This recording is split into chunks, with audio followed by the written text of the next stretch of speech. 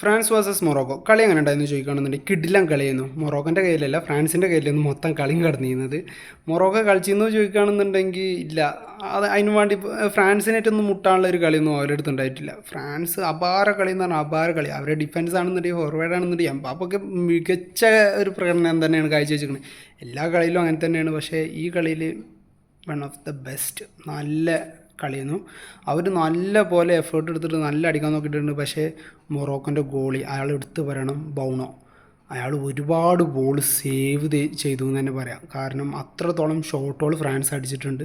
അതിൽ നിന്നൊക്കെ രക്ഷപ്പെടുത്തി 2 ഗോളിൽ പിടിച്ചു നിർത്തിയത് അത് അയാളുടെ മിടുക്കാണ്. അല്ലാന്നുണ്ടെങ്കിൽ ചറ പറയാമെന്നും പറഞ്ഞിട്ട് വല്ല ചാക്ക് കൊടുത്തിട്ട് പെറുക്കി കൂട്ടി പോകേണ്ടായിരുന്നു മൊറോക്കോ.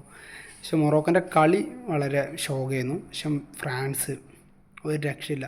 പിന്നെ 2 ഗോൾ വീണതിന് ശേഷം മൊറോക്കോ വല്ലാണ്ട് എഫേർട്ട് എടുക്കണമായിരുന്നും തോന്നും ചെയ്തില്ല. പിന്നെ ആകെ കുറച്ച് എഫേർട്ട് എടുക്കണമെന്നുണ്ടെങ്കിൽ അത് ലാസ്റ്റത്തെ എക്സ്ട്രാ മിനിറ്റ് ഒരു 6 മിനിറ്റ് കൊടുത്തതിൽ മാത്രമാണ് ഒന്നും ഉഷാറായിട്ട് ഓല് കളിക്കണമായിട്ട് തോന്നിയത്. ആ ടൈമിലും ഫ്രാൻസിൻ്റെ ഡിഫൻസ് ഒരു രക്ഷയില്ല, നല്ല രീതിയിൽ ഡിഫൻസ് ചെയ്തിട്ടുണ്ട്, നല്ല പോലെ ബോൾ സേവ് ചെയ്തിട്ടുണ്ട്. ഫ്രാൻസ് ഈ മട്ടിന് പോകുകയാണെന്നുണ്ടെങ്കിൽ എന്തായാലും ഫൈനൽ കയറും എന്നുള്ളതിന് ഒരു സംശയമില്ല. എന്തായാലും ഫൈനലിൽ ഫ്രാൻസ് ഉണ്ടാവും എന്നുള്ളത് ഉറപ്പാണ്. പിന്നെ എംബാപ്പെ ഇന്നൊരു ഗോൾ അടിച്ചു കൊടുക്കാൻ 8 ഗോളായി. അതേമാതിരി മെസ്സിൻ്റെ കൂടെ തന്നെയാണ് ഇപ്പോൾ എംബാപ്പെ ഉള്ളത്. ഡംബൽ ഈ ഫിഫ വേൾഡ് കപ്പിൽ 5 ഗോളുമായി. It's nice.